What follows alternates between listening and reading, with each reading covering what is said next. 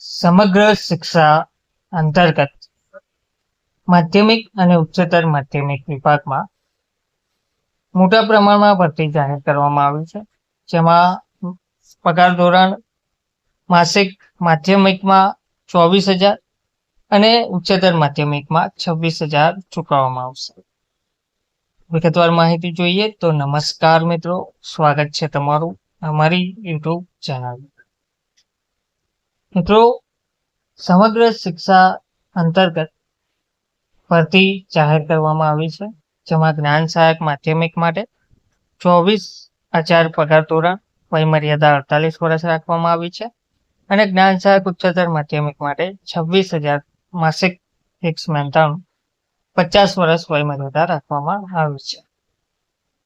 તો શિક્ષણ વિભાગ અંતર્ગત ગુજરાત રાજ્યની સરકારી અને બિનસરકારી અનુદાનિત માધ્યમિક અને ઉચ્ચતર માધ્યમિક શાળાઓમાં તથા કમિશનરશ્રી આદિજાતિ વિકાસ કચેરી તથા સામાજિક ન્યાય અને અધિકારિતા વિભાગ હસ્તકની નિયામકશ્રી અનુસૂચિત જાતિ કલ્યાણ અને નિયામકશ્રી વિકસિત જાતિ કલ્યાણ કચેરી હસ્તકની ગુજરાત રાજ્યની અનુદાનિત નિવાસી માધ્યમિક શાળાઓમાં જ્ઞાન સહાયક યોજના માધ્યમિક અને ઉચ્ચતર માધ્યમિક માટે શાળા કક્ષાએ 11 મહિનાના કરાર આધારિત જ્ઞાન સહાયક માધ્યમિક અને ઉચ્ચતર માધ્યમિકની જગ્યાના કરાર બાબતે ઓનલાઈન અરજીઓ મંગાવવામાં આવી છે.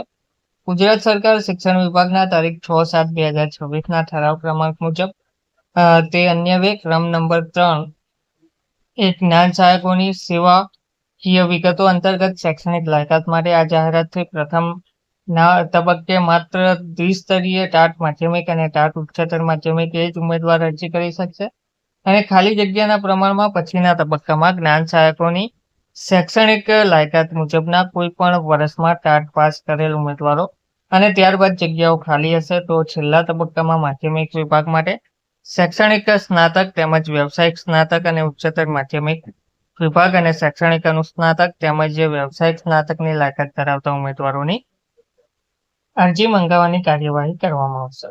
તો ઉપરોક્ત જગ્યાઓ માટે ઉમેદવારની વય મર્યાદા ઓનલાઈન અરજી કરવાની છેલ્લી તારીખ સુધીની રહેશે. ઉમેદવાર માટે નીચે જણાવેલ વેબસાઇટ પર ઓનલાઈન અરજી કરવાની રહેશે. ઉમેદવારે અરજી કરતા પહેલા વેબસાઇટ પર મૂકેલ ઉક્ત જગ્યાઓ માટેની આવશ્યક લાયકાત, વય મર્યાદા, નિમણૂકનો પ્રકાર અને મહેનતાણા અંગેની સૂચનાઓ માર્ગદર્શિકા પહેલા વાંચી લેવાની રહેશે.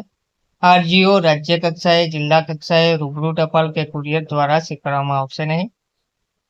આવી મોકલેલ અરજીઓ માન્ય ગણાશે નહીં. ઉમેદવારે પ્રમાણપત્રોની ખરાઈ માટે જ્યારે પણ રૂબરૂ બોલાવવામાં આવે ત્યારે ઓનલાઈન કરેલ અરજીની પ્રિન્ટ સાથે જરૂરી પ્રમાણપત્રોની એક ઝેરોક્ષ નકલ, પાસપોર્ટ સાઇઝનો ફોટોગ્રાફ તેમજ ચકાસણી માટે અસલ પ્રમાણપત્રો સાથે હાજર રહેવાનું રહેશે.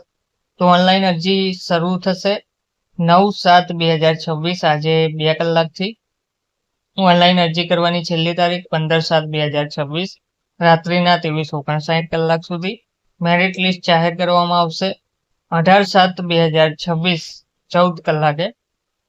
જિલ્લા શિક્ષણ અધિકારીશ્રીની કચેરીએ ડોક્યુમેન્ટ ચકાસણી અને શાળા પસંદગી માટે તેમજ રિપોર્ટિંગ પ્રથમ જિલ્લા પસંદગી વિકલ્પ 20/7/2026 સોમવાર અને બીજો જિલ્લા પસંદગી વિકલ્પ 22/7/2026 અને ત્રીજા તબક્કાનો જિલ્લા પસંદગી વિકલ્પ 24/7/2026 શુક્રવારના રોજ યોજવામાં આવશે.